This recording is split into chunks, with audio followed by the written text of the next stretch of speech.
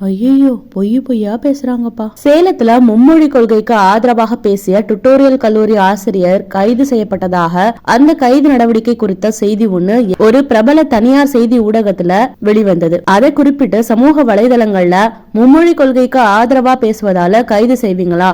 திமுக காரங்க குழந்தைங்க மட்டும் பல மொழி பாடங்களை படிக்கிறாங்க, ஏழை குழந்தைகளுக்கு மும்மொழி பாடம் வேணும்னு கருத்து சொன்னா ஆசிரியரை கைது செய்வது கண்டனத்துக்கு உரியதுன்னு, கொள்கைக்கு எதிராக கருத்து சொன்னாலே கைது செய்வதெல்லாம் வடகொரியா சைனாவில கூட இப்படி நடக்காதுப்பா, ஆனா இந்த திமுக ஆட்சியில நடக்குது அப்படின்னு கடும் விமர்சனங்களும் எதிர்ப்புகளும் தெரிவித்து சமூக வலைதளங்கள்ல கருத்துக்களை பதிவிட்டு வந்தாங்க நம்ம நெட்டிசன்கள். இந்த நிலையில இது குறித்து தமிழக அரசு கொடுத்திருக்கும் விளக்கம் என்னன்னா, இந்த நபர் மீதான கைது நடவடிக்கை மும்மொழி கொள்கைக்கு ஆதரவாக பேசியதற்காக அல்ல, பெண்களை அவர் ஆபாசமாக பேசியதற்காகவே அப்படின்னு அரசு தரப்புல சொல்லப்படுது. அதாவது கலியுக கண்ணன் அப்படிங்கிற எக்ஸ் தள கணக்குல இயங்கி வரும் சேலம் மாவட்டம் கண்ணங்குறிச்சியை சேர்ந்த அந்த ஆசிரியர் தொடர்ந்து சிறுபான்மையின மக்களுக்கு எதிராக வெறுப்பு பதிவுகளை பதிவிட்டு வந்ததாலும் பெண்களுக்கு எதிராக இழிவான பதிவுகளை பதிவிட்டதாலும் தான் அவர் மீது வழக்கு பதிவாகி அவர் கைது செய்யப்பட்டிருப்பதாக சொல்லப்படுது.